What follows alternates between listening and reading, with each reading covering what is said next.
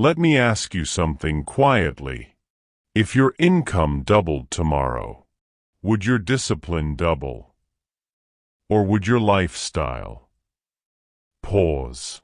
Don't answer quickly, because your first instinct reveals more than your ambition ever will.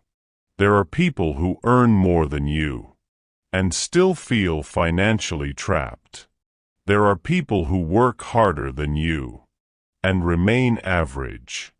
There are people who know more than you and never escape survival mode. So what's missing?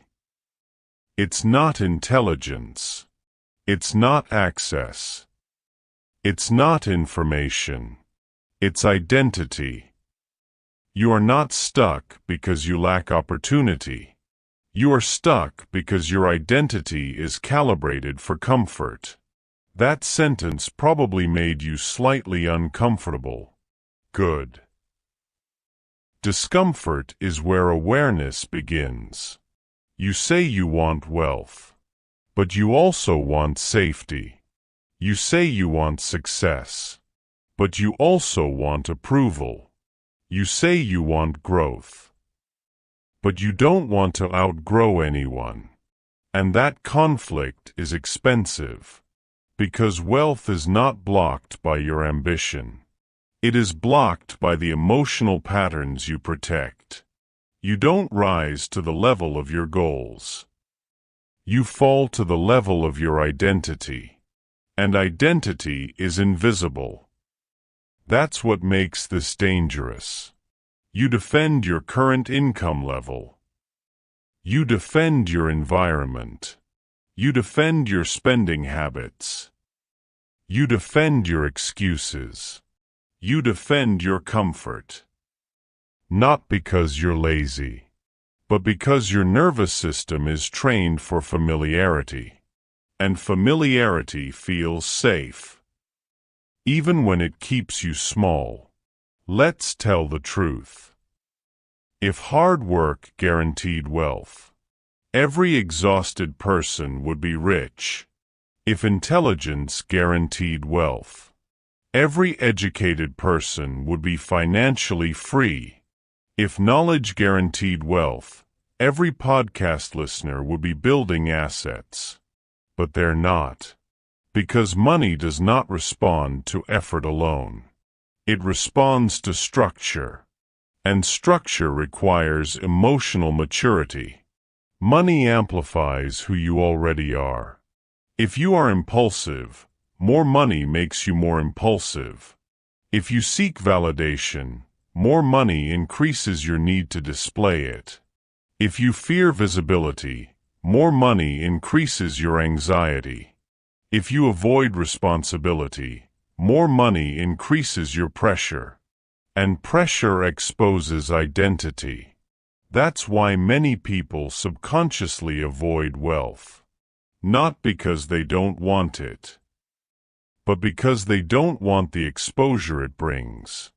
Exposure of your discipline, your patience, your emotional control, your ability to delay gratification, your ability to tolerate silence, your ability to outgrow people. Wealth is not just income. It is responsibility. It is expectation. It is visibility. It is pressure. And pressure feels threatening if your identity is built on emotional survival instead of strategic growth. So instead of rising, you recalibrate downward. You spend to regulate stress. You chase urgency to feel progress. You compare instead of build. You start. You stop. You restart. You say you'll get serious next month. You defend your ceiling without realizing it. This audiobook is not about hacks. It is not about trends. It is not about secret investment strategies. It is about the invisible ceiling you protect. The emotional patterns blocking your success. The identity that keeps you financially average. Over the next 2 hours, we will confront why you defend your income level, why comfort feels safer than growth, why responsibility scares you more than failure, why validation costs more than investment, why urgency feels productive but destroys compounding, why scarcity becomes self-fulfilling, and how to rebuild your wealth identity from the inside out. This will not feel motivational. It will feel revealing. Because the moment you see the pattern, you cannot unsee it. And once you see it, you either change it or you defend it. That choice is yours. But understand this clearly. You are not stuck because you lack money. You are stuck because you haven't become the person who can hold it. And today, we begin that shift. Let's begin. Chapter 1. The identity you're protecting. You believe you want more. More money. More freedom. More success. But your behavior tells a different story. Because every time your income begins to stretch, every time you start to gain momentum, every time you feel yourself moving forward, something subtle happens. You recalibrate. Not consciously, emotionally. You upgrade your lifestyle faster than your discipline. You reward yourself before you secure yourself. You expand expenses before you expand assets. And then you say, I guess this is just where I am. But this isn't where you are.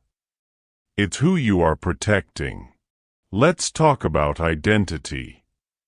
Your identity is not what you say about yourself. It's what your nervous system considers normal. If you've spent years earning a certain amount, living at a certain level, surviving in a certain pattern, your brain builds familiarity around it. And familiarity feels safe. Even if it limits you. Your current income isn't just a number. It's a comfort zone. And comfort zones defend themselves. Here's how. When you earn more, you feel temporary excitement. Then pressure. Pressure to maintain it. Pressure to prove it. Pressure to live at that level consistently. And instead of stabilizing, you unconsciously destabilize. You increase spending. You take on new obligations. You relax your discipline.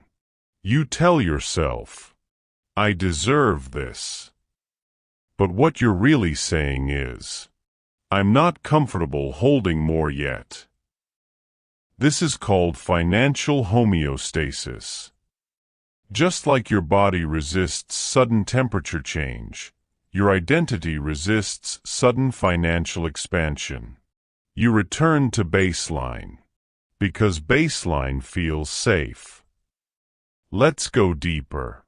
If your identity has been built around, I'm still figuring things out. I'm not a money person. I didn't grow up with much. I'm doing better than before. Then sudden wealth threatens that narrative. And identity is more important to the brain than income. Because income is external. Identity is psychological safety. If earning more requires becoming someone new, your mind hesitates. Because becoming someone new means letting go of who you've been.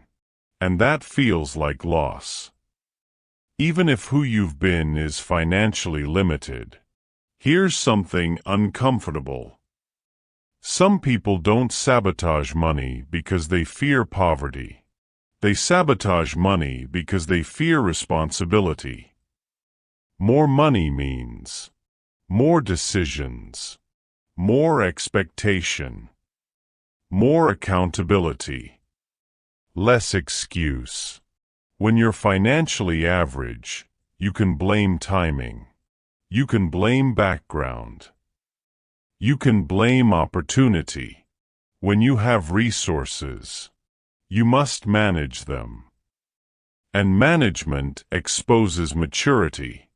That exposure is threatening. So instead of rising, you protect your level. Let's look at this practically. If your income increased by 30% tomorrow, would your savings rate increase? Or your lifestyle? Be honest.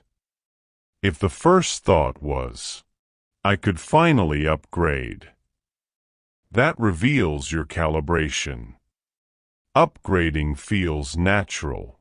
Investing feels restrained.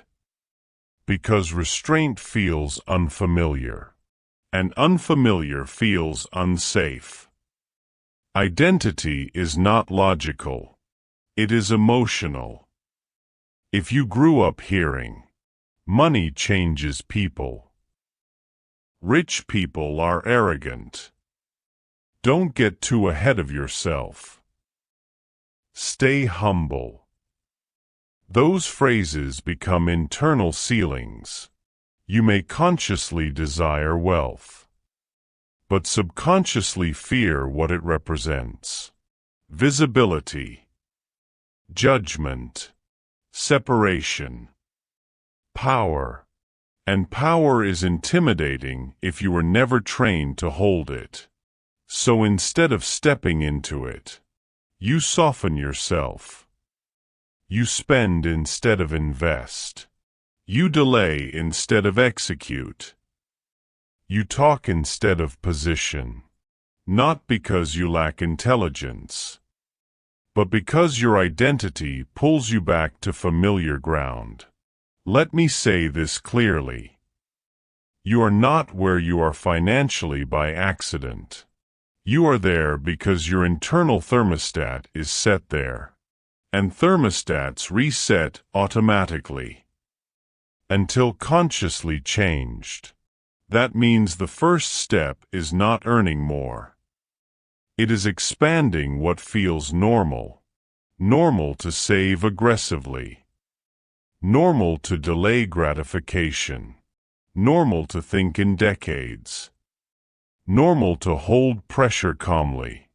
Normal to outgrow environments without guilt. If that feels uncomfortable, that's the point. Because growth always feels like instability at first. You are not protecting your income. You are protecting your self-image. And until that self-image evolves, your financial results will orbit the same level. Not because you lack ambition, but because you defend familiarity. So here's the question that matters. Who would you have to become to hold twice what you earn now? Calmer. More disciplined. Less reactive. Less concerned with validation. More comfortable being misunderstood. That version of you already exists. But you keep protecting the older one. The one that feels safe. The one that feels known. The one that doesn't threaten anyone. The one that doesn't require transformation. You don't need more opportunity. You need a higher tolerance for growth. Because wealth does not break people. It reveals them.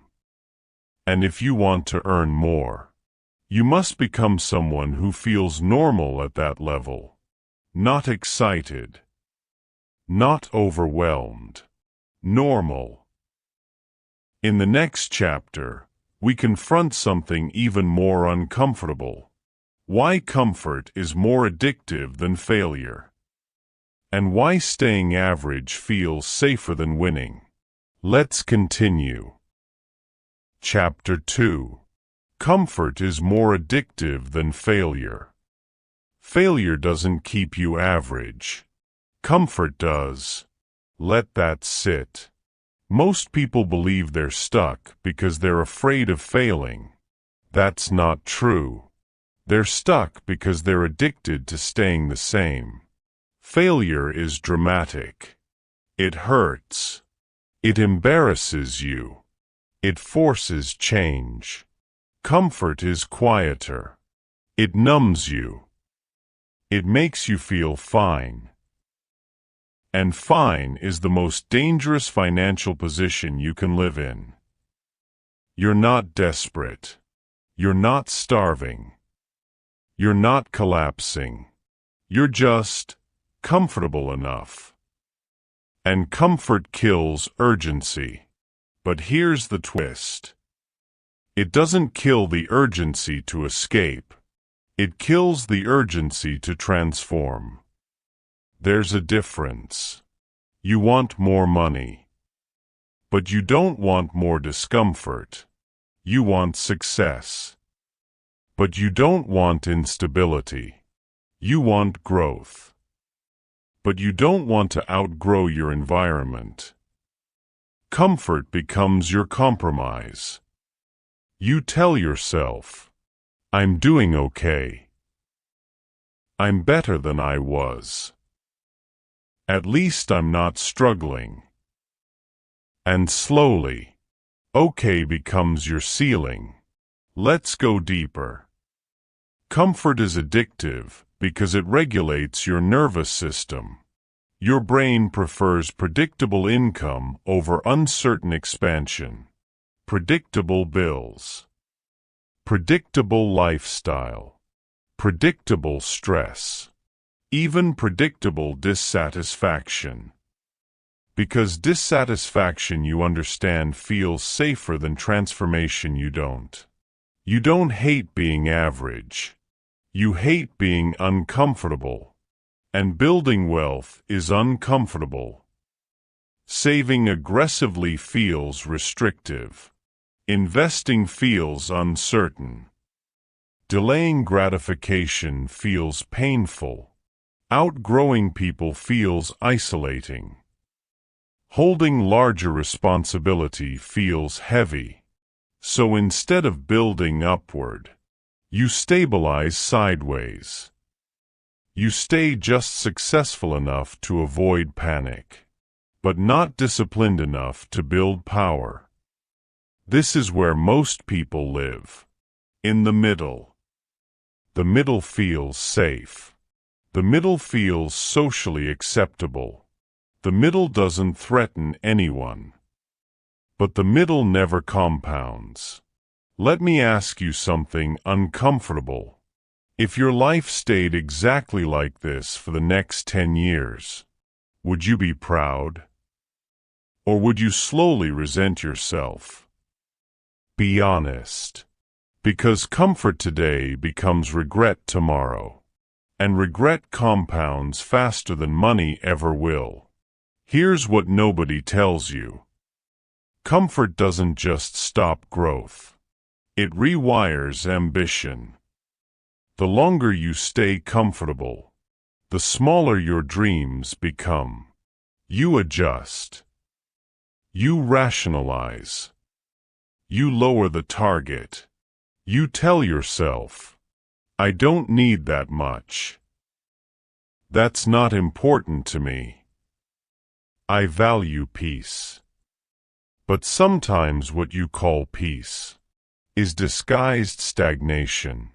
Real peace comes from control, and control comes from structure. Comfort without structure is fragility. The moment pressure hits, you feel exposed. That's why comfort is more addictive than failure. Failure forces identity shift. Comfort lets you postpone it. Failure wakes you up. Comfort lulls you to sleep. Failure humiliates you into growth. Comfort whispers, "Stay here. It's safe." And safety feels good, until you realize you've been safe for years. Safe. Stable. Average. And average doesn't hurt enough to change. That's the trap. You don't need motivation. You need disruption. You need to disturb your own comfort. Because nothing changes while your nervous system feels satisfied. Let's talk practically. When you get a raise, do you immediately upgrade something? New apartment. New car. New subscriptions. New spending habits. That's comfort expanding, not wealth building. You widen your lifestyle, instead of widening your gap. The gap between what you earn and what you keep. That gap builds power.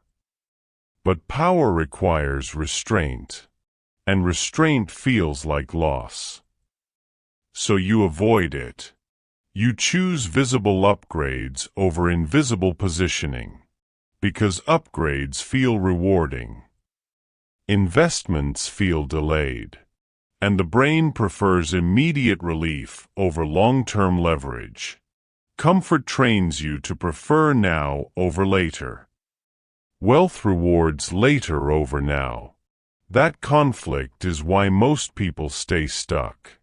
You are not afraid of failing. You are afraid of disrupting your comfort. And disruption feels like threat. Threat to your routine. Threat to your identity. Threat to your social balance. Threat to your ego.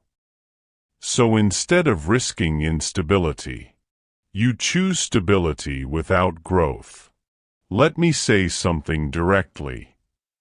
You cannot build an extraordinary life while protecting an ordinary comfort zone. It's impossible. Comfort and compounding do not coexist. Compounding requires discipline.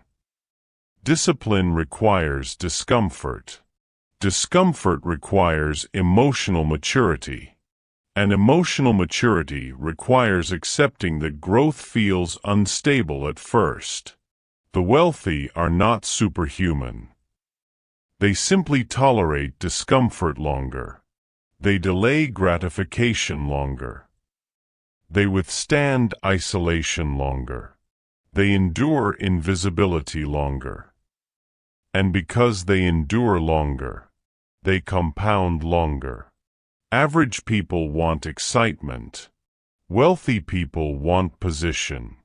Excitement feels good today. Position builds power tomorrow. So here's the question. What comfort are you defending right now? The spending habits. The social environment. The predictable income level. The routine that feels safe. If you removed that comfort, who would you have to become?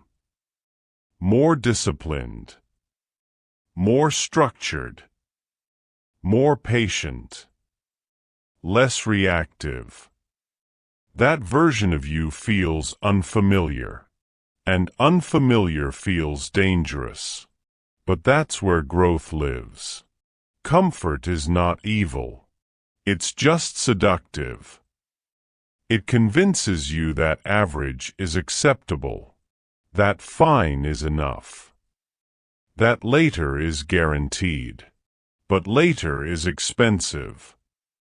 Every year you stay comfortable is a year compounding could have worked harder. In the next chapter, we go even deeper. Because sometimes it's not comfort alone that keeps you average. It's the fear of outgrowing the people around you. And that fear is powerful. Let's confront it. Chapter 3. The fear of outgrowing your environment. Nobody talks about this. but it silently controls financial ceilings. You don't just fear losing money. You fear losing people. Let's be honest. If you became significantly more disciplined, more structured, more financially serious, would your environment stay the same? Probably not. Growth changes dynamics. And humans are wired for belonging. Belonging feels safer than expansion. That's the conflict. You say you want wealth. But wealth shifts conversations. It shifts priorities. It shifts standards. It shifts tolerance. And not everyone around you grows at the same pace. So you slow down. Not consciously. Subtly. You hesitate to become too serious. You hesitate to invest aggressively. You hesitate to say no to lifestyle spending. You hesitate to distance yourself from mediocrity. Because distance feels like disloyalty. And disloyalty feels dangerous. Especially if your identity has always been tied to friend group approval, family expectations, cultural narratives about staying humble, or fear of being seen as arrogant. Let's go deeper. When someone in a group starts rising, there are reactions. Sometimes subtle, sometimes direct. You've changed. You think you're better? Relax, it's not that deep. Why are you always talking about money? Those comments don't feel hostile. They feel playful. But they send a message. Don't drift too far. Stay relatable. Stay normal. Stay like us. And because belonging is emotional safety, you recalibrate. You spend when they spend. You delay when they delay. You soften your ambition. You reduce your standards. You laugh off your seriousness. You tell yourself, I don't want to be that person. But that person might be the one who builds wealth. Here's the uncomfortable truth. Growth isolates before it stabilizes. When you raise standards, you temporarily feel alone. When you save aggressively, you feel misunderstood. When you invest consistently, you feel boring. When you choose discipline, you feel different. And different is uncomfortable. Especially if your entire life has been built around fitting in. Let me ask you something. If you became wealthy, who would feel threatened? Not because you changed, but because your growth exposes their stagnation. Success doesn't just elevate you. It reflects others. And not everyone likes that reflection. So you shrink. You soften your ambition to protect harmony. You cap your discipline to stay relatable. You choose comfort over contrast. Because being admired is easier than being isolated. But admiration doesn't compound. Discipline does. Let's look at something real. Many people don't sabotage wealth because they fear losing money. They sabotage wealth because they fear losing connection. And connection feels more urgent than capital. Especially if you grew up in an environment where money was scarce. But relationships were everything. You were taught. Stick together. Don't think you're above anyone. Stay grounded. But grounded and limited are not the same. You can remain humble without remaining small. But that distinction requires maturity. Here's where it gets even more subtle. If your environment celebrates consumption, and you choose investment, you will feel tension. If your environment celebrates appearances, and you choose positioning, you will feel tension. If your environment normalizes debt, and you choose structure, you will feel tension. Tension doesn't mean you're wrong. It means you're diverging, and divergence is necessary for growth. You cannot become financially uncommon, while emotionally clinging to common standards. It doesn't work. Wealth requires higher thresholds, higher discipline, higher patience, higher discomfort tolerance, and sometimes higher isolation tolerance. Let's be clear. This doesn't mean abandoning people. It means refusing to shrink for comfort. There's a difference. Shrinking is self-sabotage disguised as loyalty. If your ambition must be hidden to be accepted, that environment has a ceiling, and ceilings limit compounding. Here's the deeper layer. Outgrowing people isn't always about income. It's about mindset. When you stop blaming, stop complaining, stop reacting, stop chasing urgency, you become calmer, more strategic, less emotionally volatile. And that calmness creates distance. Because average environments feed on emotional stimulation. Wealth environments feed on structure. So the question becomes, are you willing to be temporarily misunderstood? To be permanently elevated? Or do you prefer being permanently relatable and temporarily ambitious? That choice shapes your ceiling. You don't rise in isolation, but you do rise through discomfort. And sometimes the first discomfort is social. In the next chapter, we confront something even more confronting. You don't hate being broke. You hate responsibility. Let's go there. Chapter 4. You don't hate being broke. You hate responsibility. This one will sting, but only because it's true. Most people say they want more money. What they really want is less pressure. There's a difference. You think you hate being broke, but what you truly hate is being exposed. Because money doesn't just increase comfort, it increases responsibility.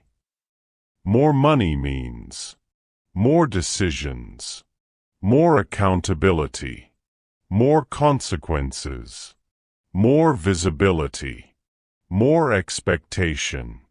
And responsibility is heavy. Let's break something down clearly. When you have little, you can blame a lot. The economy, your background, your timing, your boss, your environment. There are places to hide. But when you start building wealth, the hiding spots disappear. If you earn more and mismanage it, that's on you. If you invest poorly, that's on you. If you overspend, that's on you. If you waste opportunity, that's on you. Responsibility removes excuses, and excuses feel safer than exposure. That's why many people unconsciously sabotage growth.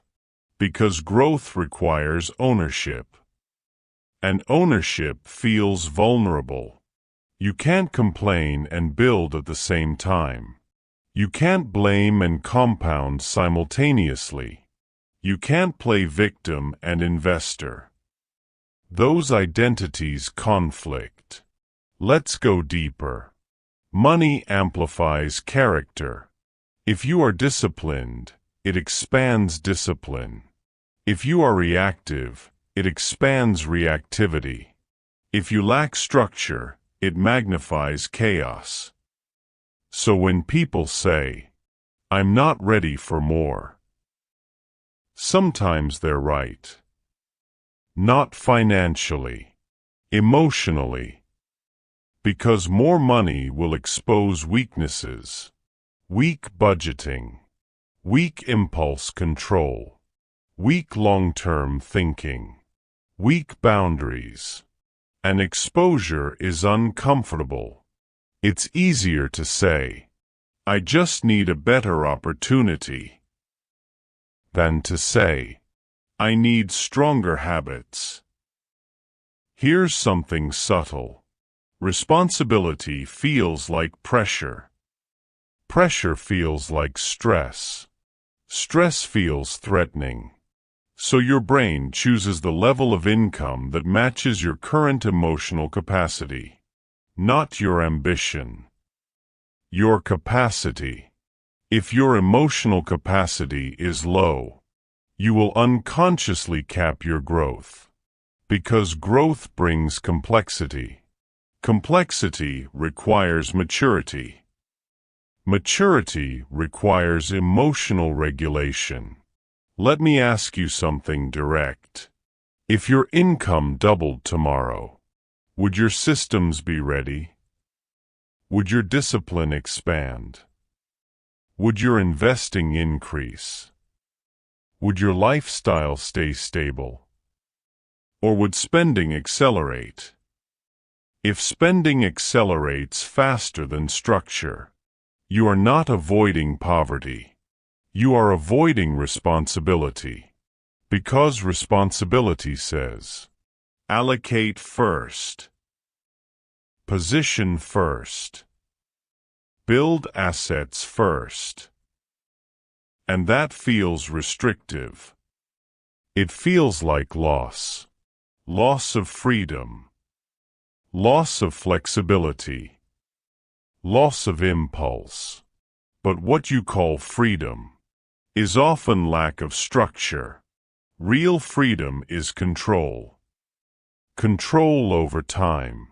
Control over options. Control over decisions. And control is built through responsibility. Here's the uncomfortable truth.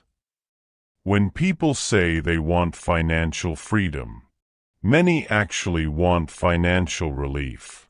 Relief from stress. Relief from bills. Relief from comparison. Relief from pressure. But relief is temporary. Responsibility is permanent. And wealth requires permanent responsibility. You don't just manage money. You manage risk. You manage opportunity. You manage patience. You manage ego. You manage fear. That's heavy. So instead of stepping into responsibility, you stay in aspiration. You listen. You learn. You plan. But you delay full ownership. Because once you own your results, you can't blame anything else. And ownership removes comfort. Ownership forces clarity. Let's go one level deeper. Some people stay financially average because average expectations are lower. When you're average, nobody expects leadership. Nobody expects structure. Nobody expects long-term thinking. Nobody expects composure under pressure. But when you build wealth, you must lead yourself. You must manage yourself. You must regulate yourself. That's why this chapter matters. Because the real barrier isn't money. It's identity. Are you the kind of person who handles pressure calmly? Are you the kind of person who delays gratification consistently? Are you the kind of person who can hold resources without reacting emotionally? If not, growth will feel unsafe. And when growth feels unsafe, you shrink. Not intentionally, protectively. You tell yourself you're not ready. You tell yourself it's not the right time. You tell yourself you need more knowledge. But deep down, you're avoiding exposure. Because money exposes who you are. And becoming someone stronger requires accepting responsibility before you feel ready. In the next chapter, we confront another silent trap, the validation trap.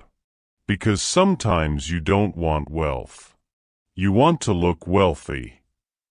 And those two paths are very different. Let's go there. Perfect. Now we hit one of the most viral triggers in modern finance. This chapter must feel uncomfortable because it exposes behavior almost everyone recognizes. Let's go. Chapter 5. The validation trap.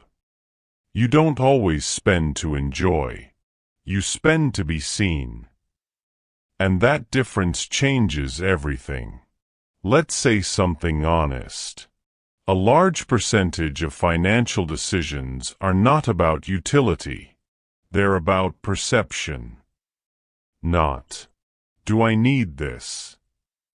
But, what does this say about me? The car, the apartment, the phone, the watch, the vacations, the dinners, the lifestyle posts. Most people are not building wealth. They're building image. And image feels powerful. For a moment. Because validation releases dopamine. You post something impressive. People react. You feel elevated. You upgrade something. People notice. You feel significant. But here's the trap. Validation is addictive. And addiction is expensive. Let's break this down psychologically. Humans crave status. Status signals safety. Status signals competence. Status signals belonging. In tribal environments, status increased survival. Today, status increases attention. And attention feels like power. So you unconsciously allocate money toward visibility. Not leverage. Toward impression. Not assets. Toward applause. Not compounding. Because applause is immediate. Compounding is silent. Let's ask something uncomfortable. Have you ever bought something, hoping someone specific would notice? That purchase wasn't about need. It was about narrative.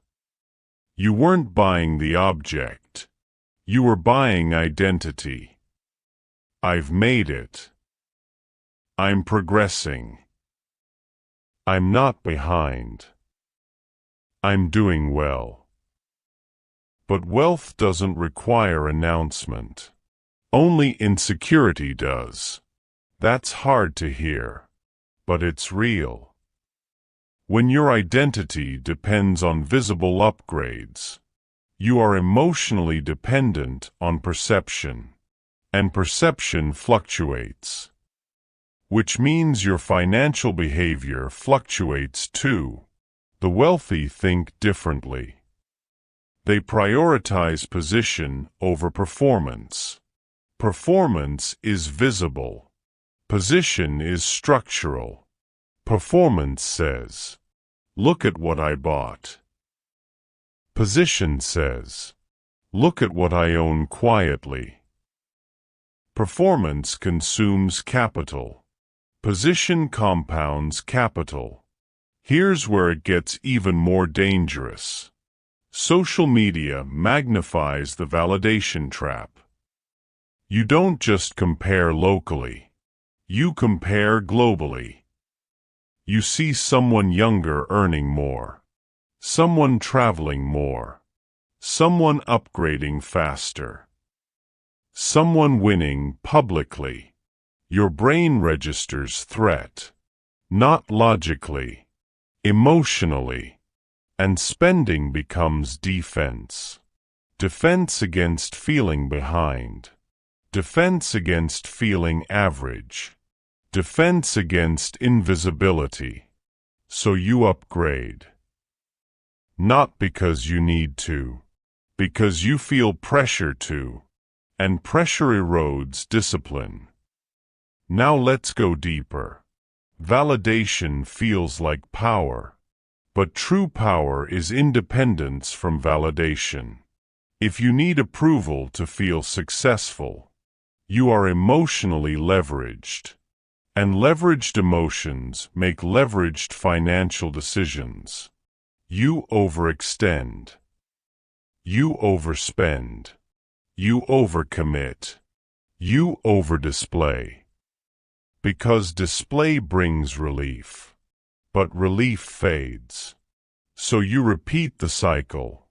This is how high earners stay broke. Income rises. Lifestyle rises.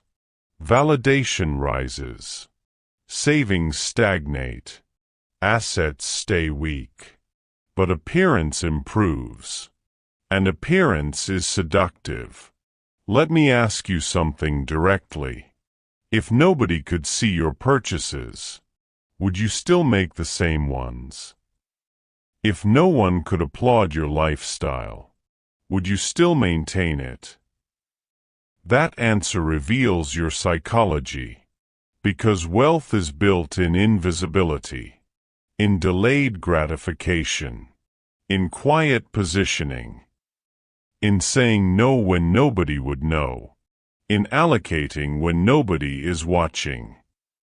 The validation trap is dangerous because it disguises itself as ambition. You tell yourself, I'm upgrading. I'm progressing. I'm leveling up. But upgrading lifestyle is not the same as upgrading net worth. Progress is not visual. It's structural. And structure is boring. Which is why most people choose performance instead. Here's something powerful. When you are secure, you don't need to signal. When you are disciplined, you don't need to display. When you are positioned, you don't need applause. Because your power is internal, not social. In the next chapter, we go even deeper.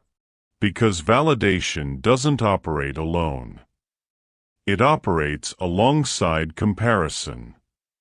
And comparison is one of the fastest ways to sabotage wealth quietly. Let's confront it. Chapter 6. The Comparison Spiral. Comparison used to be local. Now it's global. And that changed everything. There was a time when you compared yourself to your neighbors, your co-workers, your friends. Now you compare yourself to millionaires at 23, entrepreneurs at 19, investors posting six-figure gains, creators living in penthouses, and your brain doesn't process scale. It processes threat. Comparison is not inspiration. It is psychological pressure. And pressure without structure leads to reaction. Let's be honest. You don't feel broke because you are broke. You feel broke because you are comparing. Comparison distorts reality. You could be earning more than you ever have. Saving more than last year. investing consistently. But one scroll, and suddenly you feel behind. That feeling is powerful, because behind activates urgency. Urgency activates impulse. Impulse activates bad decisions. This is the spiral. You see someone winning publicly. Your brain whispers, "You should be further." You're late. You're behind. You're not doing enough. And instead of building patiently, you accelerate emotionally. You chase faster returns. You upgrade to feel aligned. You stretch lifestyle. You enter investments late. You abandon strategy. Because comparison doesn't encourage discipline. It encourages speed. And speed without structure destroys capital. Let's go deeper. Comparison attacks identity. It makes you question your timeline. But timelines are individual. You don't see someone's starting point. You don't see their support system. You don't see inherited advantages. You don't see private failures. You see highlight reels, and you compare them to your daily reality. That's not fair. But your brain doesn't care about fairness. It reacts to visibility. Let me ask you something uncomfortable. Have you ever made a financial decision, not because it aligned with your plan, but because you didn't want to feel behind? That's the spiral. It doesn't shout. It whispers. It slowly shifts your standards. It makes you impatient. And impatience is expensive. Here's something powerful. Comparison doesn't just affect spending. It affects ambition. When you constantly compare upward, you either chase aggressively, or shut down quietly. Some people overextend trying to keep up. Others shrink and tell themselves, "It's not worth it." Both reactions are emotional. Neither is strategic. The wealthy operate differently. They benchmark internally, not socially. They measure against their own systems, their own timelines, their own allocation rules, because wealth is not competitive in the short term. It is cumulative in the long term. Let's bring this into something practical. If your financial decisions change based on what you see online, you don't have a system. You have reactions. And reactions are unstable. Markets fluctuate. Trends rotate. Hype cycles repeat. If your confidence depends on what others post, your discipline will collapse repeatedly. Let's talk about something subtle. Comparison creates artificial urgency. You see someone succeed fast. You assume speed is normal.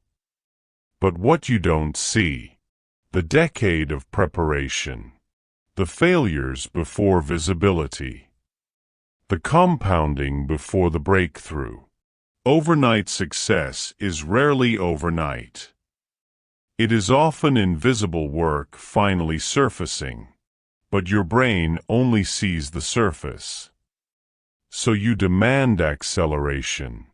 And acceleration increases risk exposure. Let me give you a grounding question. If social media disappeared tomorrow, would your financial plan change? If yes, you are building around perception, not structure.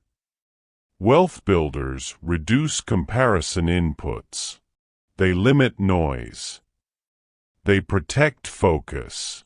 They avoid environments that distort their timeline. Because focus builds assets. Comparison builds anxiety. Anxiety builds reaction. Reaction destroys positioning. Now here's the deeper psychological layer. Comparison is not about money. It's about identity. When someone's success makes you uncomfortable, it's because it threatens your self-image. It suggests you could be further. That discomfort can motivate or destabilize. Without emotional control, it destabilizes. You don't need to eliminate comparison. You need to manage it. Observe it. Detach from it. Return to your system. Because systems protect you from emotional volatility. And volatility is not just market movement. It's internal movement. Chapter 7. The Fear of Visibility. You say you want wealth. But wealth makes you visible. And visibility feels dangerous. Let's sit with that.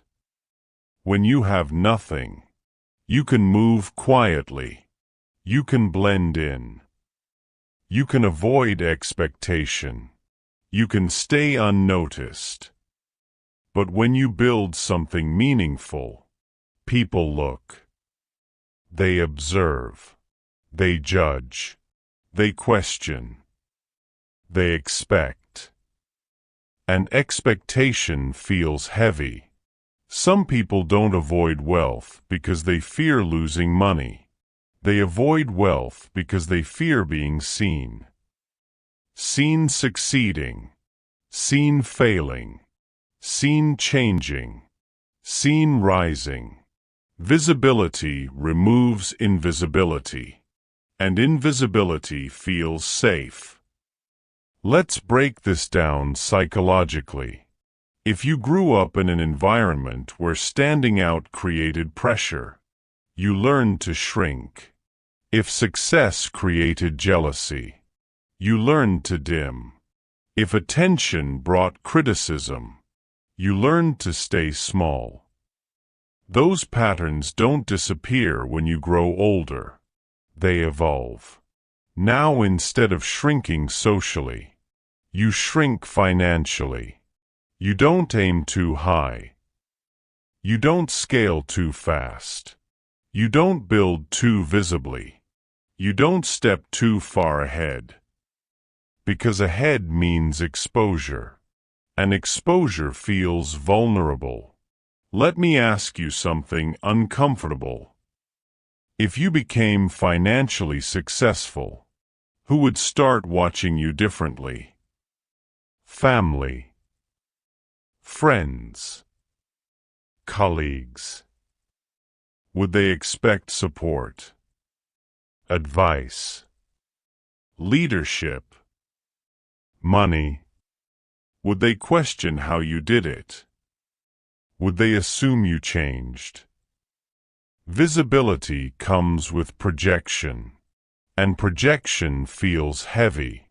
It's easier to say, "I'm still figuring it out," than to say, "I've built something." Because once you've built something, there are no more hiding places. Let's go deeper. Wealth attracts scrutiny. People analyze how you spend, how you live, how you speak, how you invest. When you are average, nobody audits you. When you rise, everyone evaluates you. That evaluation triggers something primal. Fear of judgment. Fear of being misunderstood. Fear of being envied. Fear of being resented. So instead of stepping into higher visibility, you subconsciously cap your growth. You delay scaling. You avoid bold moves. You downplay wins. You undercharge. You underinvest. You stay just successful enough to survive, but not visible enough to attract attention, because attention feels risky. Here's the truth. Wealth increases responsibility publicly. If you speak about money and don't manage it well, people notice. If you claim growth and collapse, people notice. If you elevate and then retreat, people notice. And that potential embarrassment stops many before they begin. It's not the fear of losing money.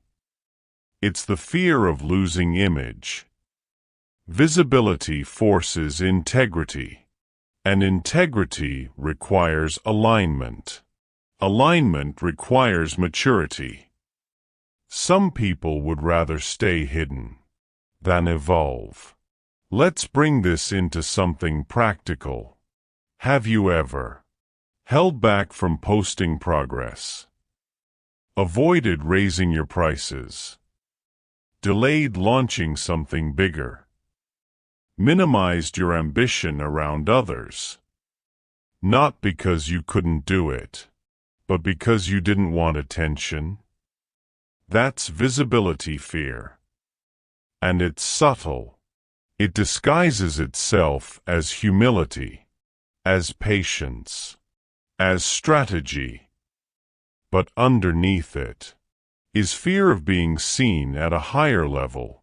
Here's something powerful. Wealth is not just financial expansion. It is exposure expansion. The more you grow, the more visible you become. The more visible you become, the stronger your character must be. Because visibility amplifies flaws. And many people know they're not disciplined enough yet. So instead of building discipline, they reduce ambition. That way they don't need to confront themselves publicly. Let me say something directly. You cannot build significant wealth quietly forever. At some point, growth changes your presence. It changes your standards. It changes your environment. It changes how people interact with you. And that change can feel isolating. But isolation is not punishment. It is transition. In the next chapter, we confront something even more subtle, the fear of losing it. Because sometimes, you don't sabotage success before you reach it. You sabotage it once it starts working. And that's where things get psychological. Let's go there. Chapter 8. The fear of losing it. Some people don't sabotage before they succeed. They sabotage once they start succeeding. And they don't even realize it. Let's say you begin building momentum. Income increases. Savings grow. Investments start compounding. Opportunities expand. Instead of confidence, you feel tension. Instead of stability, you feel anxiety. Instead of calm, you feel pressure. Why? Because growth introduces something unfamiliar. The possibility of loss. When you have little, losing doesn't feel catastrophic. When you start building something meaningful, losing feels terrifying. And fear of loss can be stronger than desire for gain. Psychologists call this loss aversion. The pain of losing $10,000 feels stronger than the joy of gaining $10,000. Now imagine building wealth for years and seeing volatility hit. Markets dip. Business slows. Investments fluctuate. Even if the fundamentals are intact, emotion spikes. and emotion drives reaction. Some people sell too early. Some overcorrect. Some overdiversify out of fear. Some withdraw into cash. Some abandon strategy entirely, not because logic changed, because fear increased. Let's use a real-world example. The 2008 financial crisis. Markets collapsed. Fear dominated headlines. Portfolios dropped sharply. Many investors sold at the bottom, not because they didn't believe in long-term recovery, because watching the decline felt unbearable. But those who held, recovered, and often multiplied. Same market, different emotional response. The disciplined tolerated temporary loss. The fearful locked in permanent loss. Fear didn't destroy wealth. Reaction did. Now let's go deeper. Fear of losing isn't just about money. It's about identity. When you build something meaningful, it becomes part of who you are. Your net worth becomes psychological worth. So when it fluctuates, you feel personally attacked. You don't just see a dip. You feel instability. That attachment is dangerous, because attachment increases panic. The wealthiest individuals think differently. They expect volatility. They anticipate downturns. They build margin. They separate identity from fluctuation. They don't see loss as proof of failure. They see it as part of the cycle. Let's bring in another real example. Tech founders. Early-stage companies experience massive volatility. Valuations surge, then crash, then recover. Some founders panic during downturns. They pivot impulsively, cut vision prematurely, chase investor approval. Others stay grounded. They understand cycles. They endure downturns without emotional collapse. The difference isn't intelligence. It's emotional tolerance. Now let's confront something uncomfortable. Have you ever pulled money out of an investment because it dipped? Avoided investing because you didn't want to risk it? Overreacted to short-term fluctuation? Delayed scaling because you were afraid to lose momentum? That's fear of losing, and it can sabotage progress quietly. There's another layer here. Sometimes people sabotage before they rise too high. They undercharge. They overspend once income rises. They create unnecessary expenses. They take reckless risks. Because subconsciously, they don't believe they can sustain success. If you've never held wealth before, it feels temporary. And when something feels temporary, you rush to experience it, instead of protecting it. This is why some athletes and entertainers lose fortunes quickly. Not because they didn't earn enough. Because they weren't emotionally prepared to hold it. Holding wealth requires calm. It requires detachment. It requires understanding that fluctuation is not catastrophe. Let's make something clear. Wealth is not built by avoiding risk. It is built by managing risk. Managing risk requires patience. Patience requires emotional regulation. And emotional regulation requires maturity. Here's the powerful shift. Instead of asking, "What if I lose it?" ask, How do I build resilience so loss doesn't destroy me? Because loss is inevitable. Market corrections happen. Economic cycles happen. Unexpected expenses happen. If your stability depends on perfect conditions, you are fragile. Wealth builders create buffers, emergency funds, diversification, long-time horizons, low emotional reactivity. They don't eliminate fear. They reduce its power. Let me ask you something. If your investments dropped 20% tomorrow, would you panic? Or would you stay positioned? Your answer reveals your readiness. Because fear of losing is not about money. It's about emotional capacity.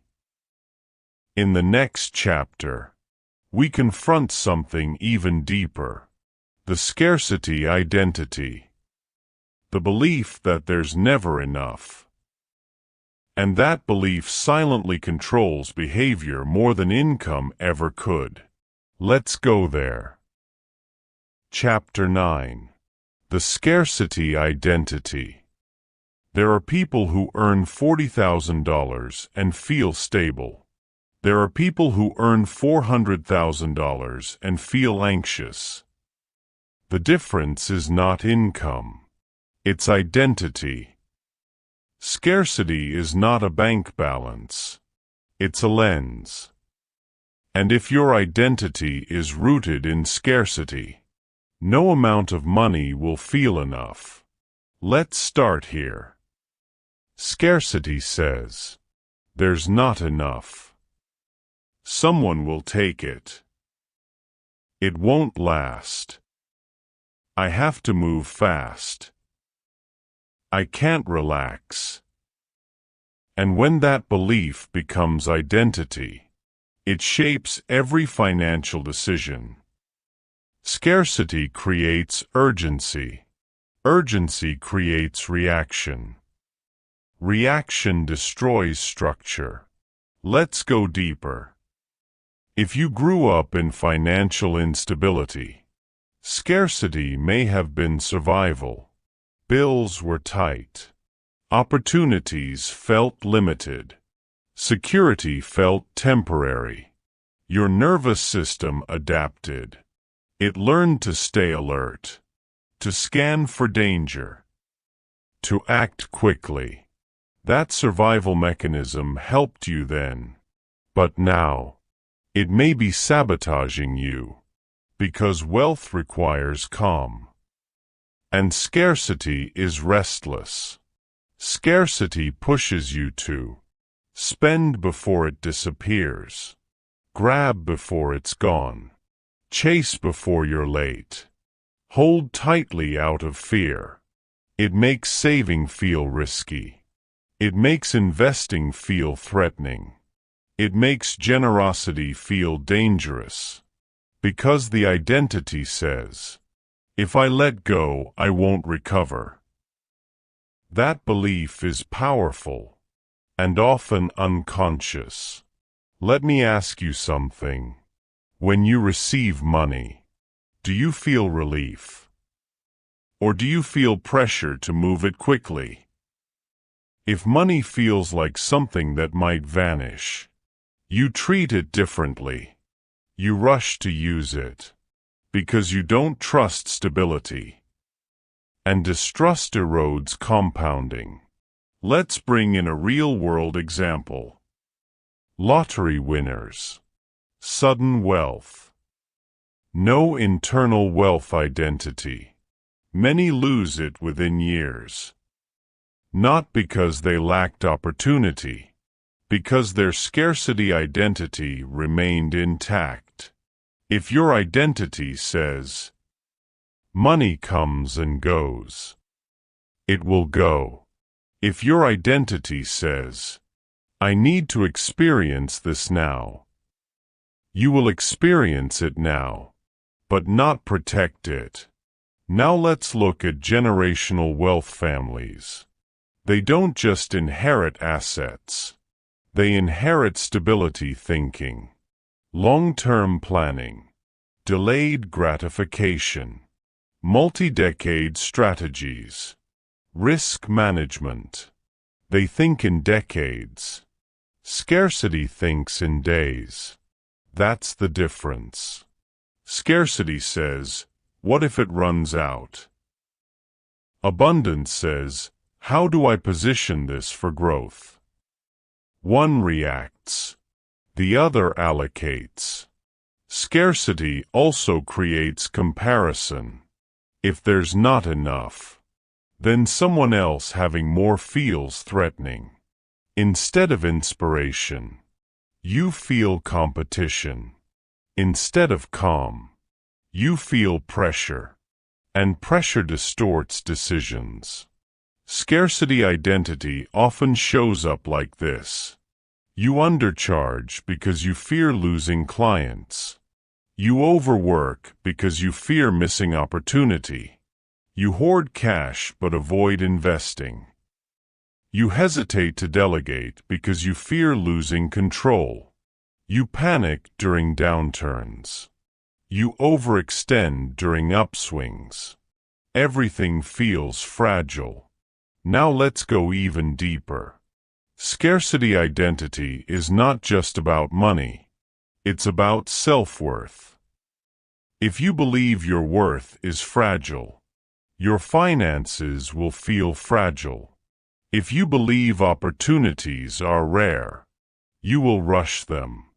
If you believe success is temporary, you will treat it like a short-term event. But wealth is not a short-term event. It is a long-term relationship. And relationships built on fear collapse. Here's something powerful. Scarcity makes you emotionally reactive. Abundance makes you strategically selective. Selective people build power. Reactive people chase it. Let's use another real-world moment. During economic downturns, some people panic and sell everything. Others calmly accumulate assets at lower prices. Same market, different identity. The scarcity investor sees collapse. The abundance investor sees opportunity. Which one builds more long-term wealth? The one who isn't emotionally hijacked. Scarcity is loud. It whispers constantly. Be careful. Move fast. Don't lose. Don't fall behind. But abundance is quieter. It says, build systems. Trust process. Zoom out. Think decades. Now here's the confronting question. If your income doubled tomorrow, would your anxiety reduce? Or would your expenses expand? If anxiety stays, income isn't the issue. Identity is. Scarcity identity also sabotages generosity. You hesitate to give.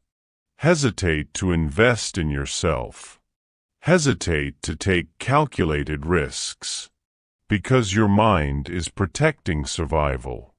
But survival thinking cannot build legacy. You cannot build abundance while emotionally loyal to lack. That loyalty must break. But breaking it feels unsafe. Because scarcity has been your protector. Let's shift perspective. Scarcity kept you alert. It kept you cautious. It kept you observant. But now you must evolve. Alertness must become strategy. Caution must become calculation. Observation must become allocation. Otherwise, you will always feel one step away from loss. Even when you're stable. Here's a grounding exercise. Ask yourself, Do I make decisions from fear of losing, or confidence in building? Do I rush because I'm afraid, or wait because I trust structure? Do I feel behind, or positioned?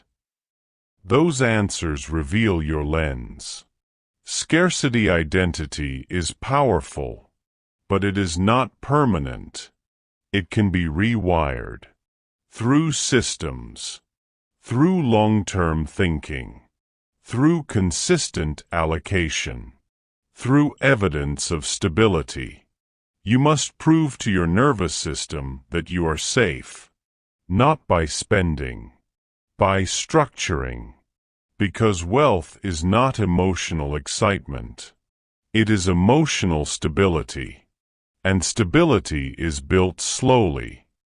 In the next chapter, we confront something equally uncomfortable.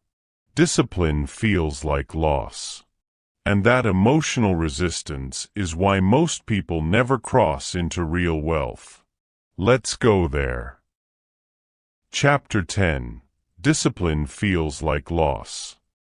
Nobody struggles with discipline because they're incapable. They struggle because discipline feels painful. And not physically painful. Emotionally painful.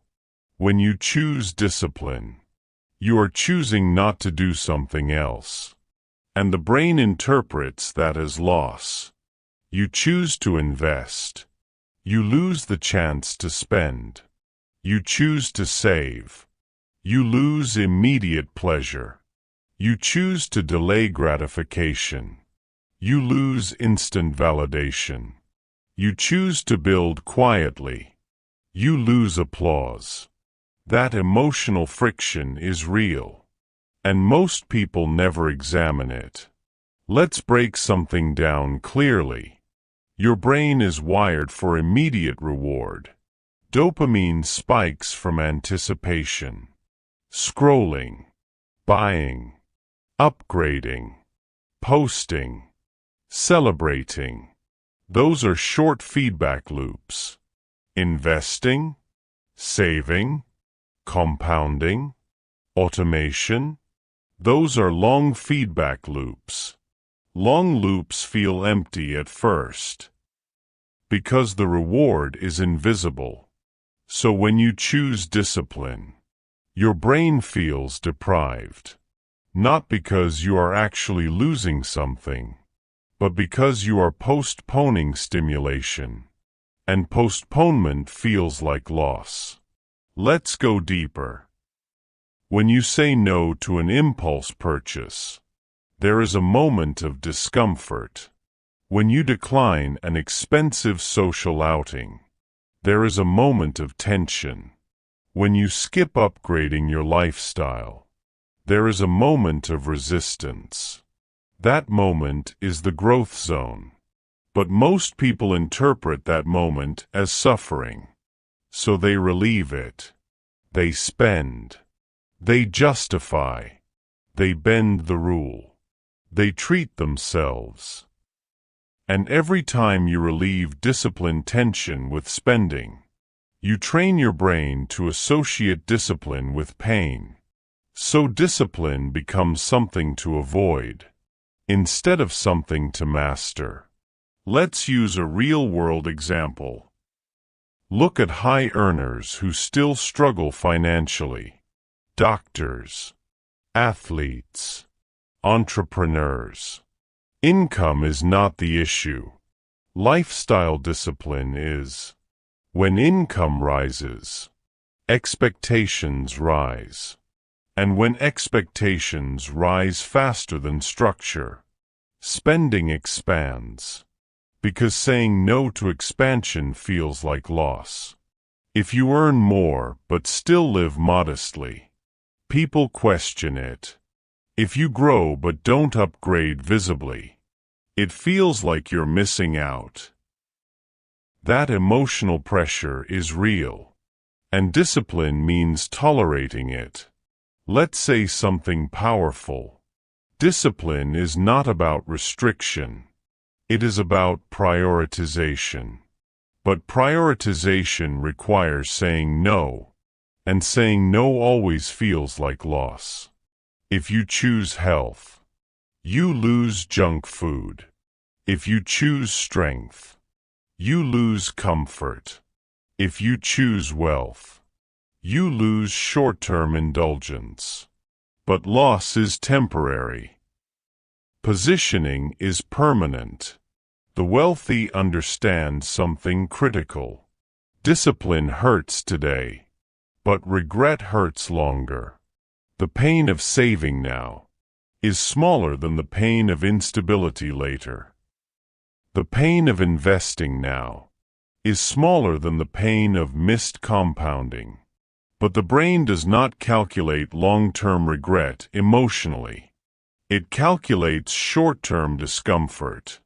So when you invest $5,000 instead of spending it, you feel the $5,000 leaving.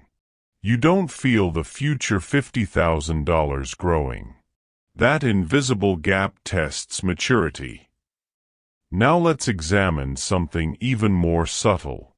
Discipline feels like loss of identity. If you've always been spontaneous, discipline feels rigid. If you've always been generous to a fault, discipline feels selfish.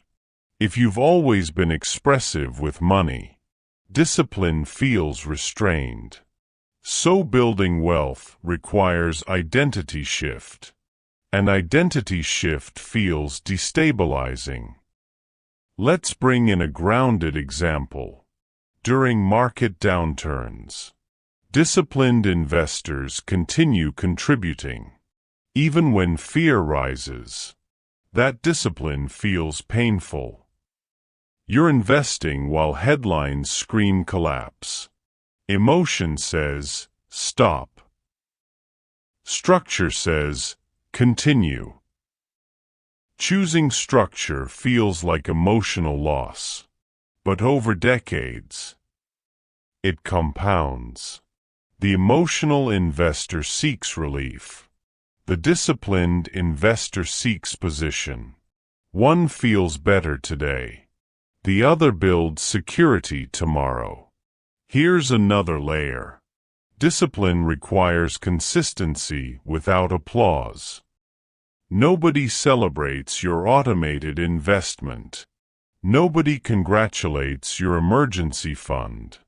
Nobody applauds your diversified portfolio. Because discipline is invisible. And humans crave recognition. So some people unconsciously avoid discipline. Because it doesn't deliver social reward. But social reward doesn't build net worth. Structure does. Let's confront something directly.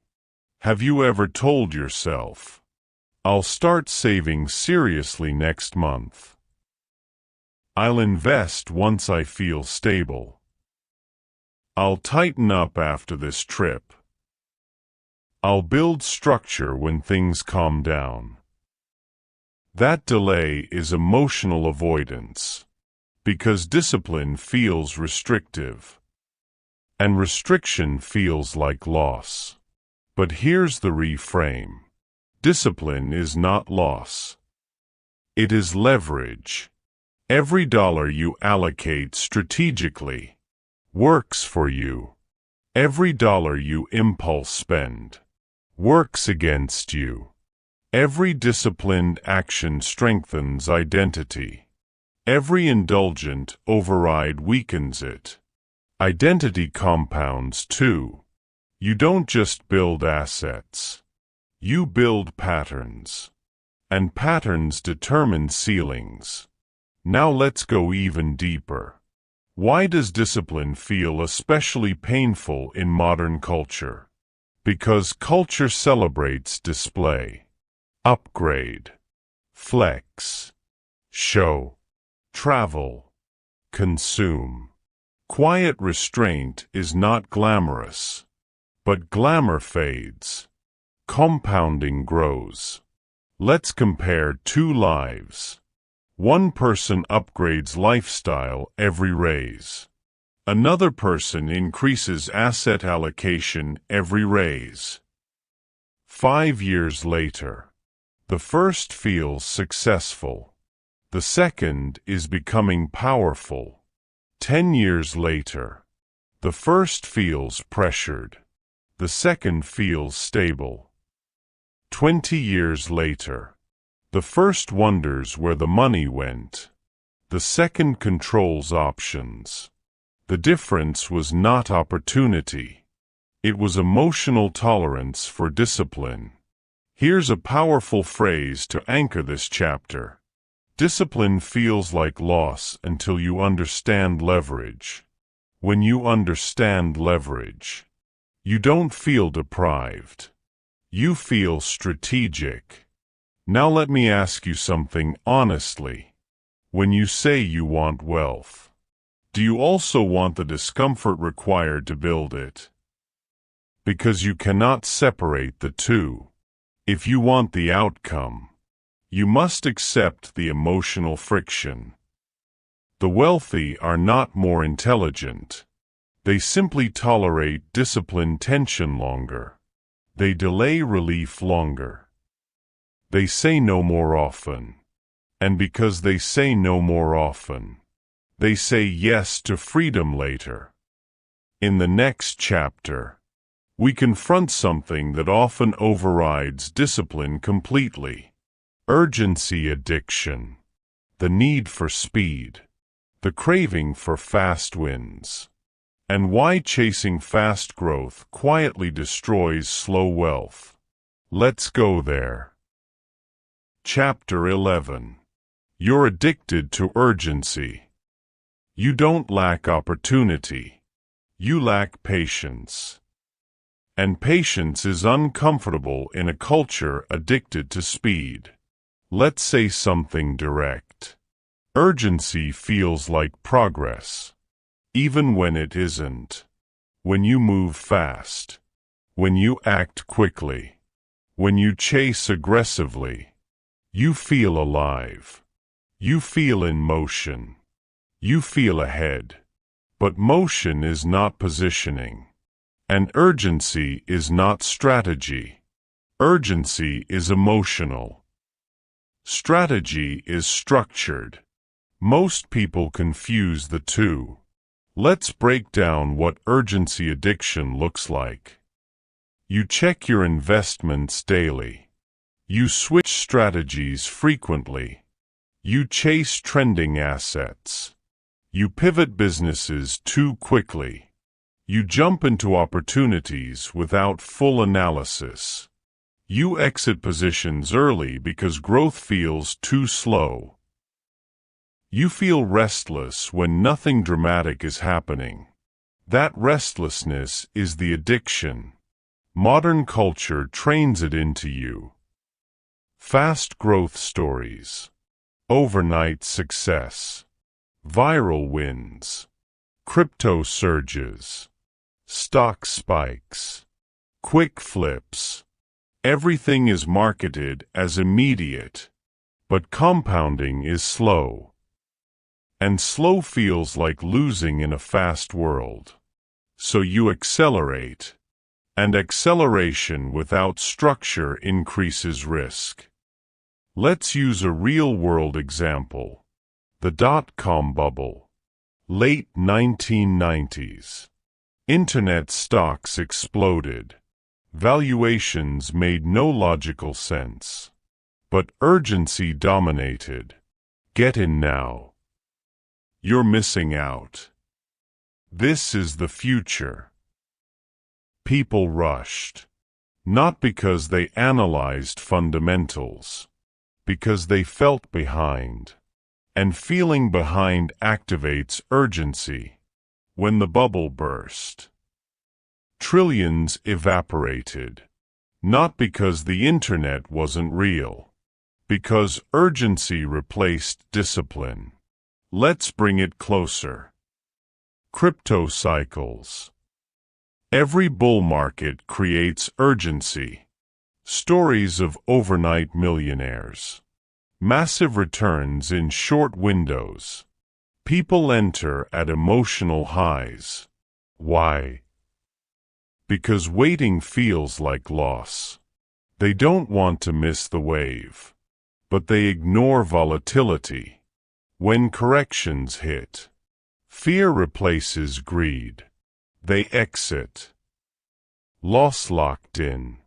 Same pattern. Different asset class. Urgency creates bubbles. Patience builds wealth. Now let's go deeper psychologically. Urgency feels powerful because it mimics control. When you act fast, you feel decisive. When you move quickly, you feel proactive. But sometimes speed is just fear in disguise. Fear of missing out. Fear of being behind. Fear of slow growth. Fear of not doing enough. So you move. But movement isn't mastery. Let me ask you something uncomfortable. Have you ever made a financial decision just because you were tired of waiting? That's urgency addiction. Waiting feels uncomfortable. Waiting feels like stagnation. But waiting strategically is compounding. You don't see roots growing. But roots are what hold the tree. Wealth grows underground first. Here's another layer. Urgency makes you reactive. Headlines move you. Market dips scare you. Trends excite you. Conversations influence you. Your financial behavior becomes externally controlled. That's fragile. The disciplined investor builds internal filters. Before acting, they ask, does this align with my plan? Does this fit my allocation? Does this serve my long-term vision? If not, they wait. Waiting feels passive, but waiting is powerful. Now let's examine urgency in income. Some people constantly chase the next opportunity. New side hustle, new investment, new business idea, new shortcut. Not because they lack potential, because they can't tolerate slow progress. They abandon compounding halfway. They reset before momentum builds. They pivot before leverage accumulates. Imagine planting a seed, watering it for 3 months, then digging it up to check if it's growing. That's urgency behavior. Growth requires trust in process. But trust requires emotional maturity. Here's something powerful. Most people overestimate what they can achieve in 1 year and underestimate what they can build in 10. Urgency focuses on 1-year wins. Wealth focuses on decade positioning. Let's bring in another real example. Warren Buffett didn't become a billionaire through speed. He compounded steadily over decades. His net worth exploded later in life. Not because he accelerated, because he endured. Compounding takes time to become visible, and urgency prevents time from working for you. Now let's talk about ego. Urgency feeds ego. Fast wins impress. Slow growth doesn't. So people chase fast results for validation. But validation fades, and capital shrinks. The wealthy don't chase speed. They chase sustainability. Sustainability compounds. Speed collapses. Let's examine something subtle. If nothing dramatic is happening in your financial life, do you feel bored? Do you feel like you're not doing enough? That discomfort is urgency withdrawal. Calm is unfamiliar. But calm is where wealth stabilizes. Here's a grounding truth. If your strategy requires constant excitement, it is unstable. If your strategy works quietly, it is powerful. The most dangerous sentence in finance is, "I need to make this happen now." Because now rarely aligns with compounding. Compounding aligns with consistency, patience, margin, repetition. Urgency eliminates margin. It compresses timelines. It increases risk. It narrows thinking. Now let's flip the perspective. Strategic acceleration exists. It's not reckless. It's calculated. It's researched. It's supported by data. It respects downside risk. Urgency ignores downside. Chapter 12. Rebuilding Your Wealth Identity. Everything you've heard so far leads here. Not tactics. Not strategies. Not markets. Identity. Because money does not rise above identity for long. You can earn more than you're prepared for. You can inherit more than you understand. You can win more than you're disciplined enough to hold. But you cannot sustain more than your identity can manage. Wealth is not a financial ceiling problem. It is an identity ceiling problem. And identity is invisible. It shows up in patterns. How you react to volatility. How you behave after income increases. How you allocate unexpected money. How you respond to pressure. How you tolerate boredom. How you handle visibility. How you manage responsibility. That is your financial identity. Let's ask something powerful. Who are you when money enters your life? Calm. Reactive. Strategic. Emotional. Disciplined. Impulsive. Avoidant. Your answer matters more than your income, because income amplifies identity. If you are structured, more income strengthens structure. If you are reactive, more income magnifies reaction. This is why some people scale smoothly, and others collapse under growth. The money didn't change them. It revealed them. So rebuilding your wealth identity requires honesty, not ambition. Honesty. Let's begin here. You must separate self-worth from net worth. If your value rises and falls with your portfolio, you will make emotional decisions. If your worth is stable, your allocation becomes stable.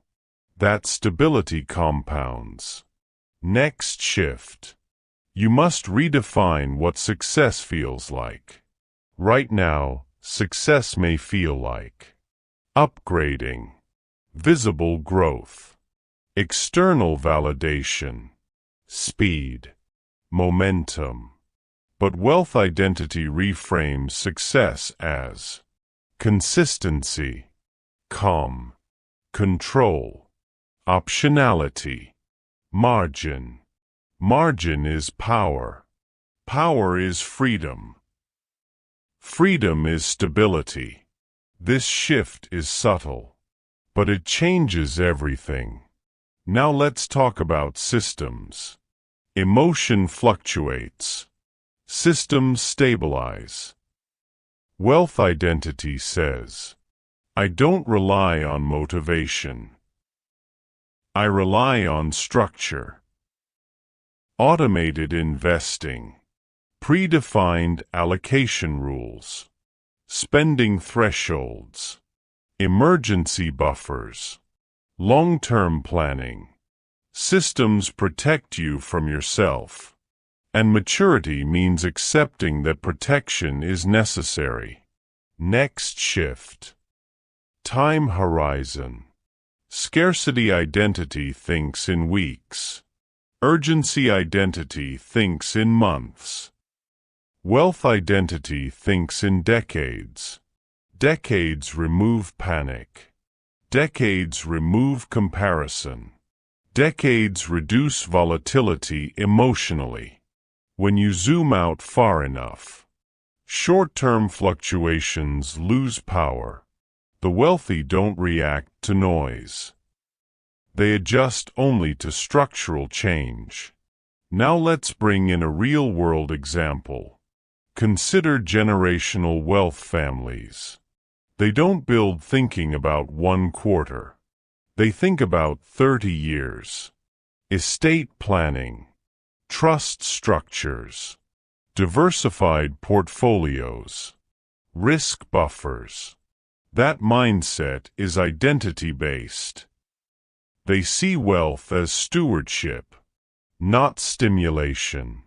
Stewardship changes behavior. If you see money as something to experience, you consume it. If you see money as something to manage, you position it. Positioning compounds. Now let's talk about emotional neutrality. You must become boring under pressure. Calm when markets dip. Steady when income rises. Measured when opportunities appear. Detached from hype. Detached from panic. This is not coldness. It's control. Control is power. Most people seek power through income, but real power is self-regulation. If you can regulate emotion, you can regulate allocation. If you regulate allocation, you regulate trajectory. Now let's confront something uncomfortable. You cannot build wealth while protecting your old identity. If you still identify as the impulsive one, the generous spender, the risk avoider, the late starter, the unlucky one, the one who struggles. Those labels create ceilings. You must replace them with, I am disciplined, I am structured, I am long-term, I am strategic, I am calm under pressure, I allocate before I consume. Identity is repetition. The more you act in alignment, the more identity stabilizes. You don't wake up wealthy. You wake up consistent. And consistency builds wealth. Now let's talk about environment. Identity is reinforced socially. If your environment glorifies spending, it weakens structure. If your environment normalizes debt, it weakens discipline. If your environment dismisses investing, it weakens compounding. You must audit your inputs, not just financial inputs. Psychological inputs. What do you consume daily? Who do you listen to? Who influences your urgency? Who normalizes instability? Wealth identity requires intentional exposure. Now here's a powerful shift. You must detach wealth from emotion. Money is neutral. It is not safety. It is not identity. It is not validation. It is leverage. When you see money as leverage, you stop reacting to it emotionally. You start directing it strategically. Now let's ask something deeper. If your income doubled tomorrow, Would your behavior change? Or would your structure hold? If your lifestyle immediately expands, your identity is fragile. If your allocation expands first, your identity is evolving. The goal is not to earn more. The goal is to become someone who can hold more.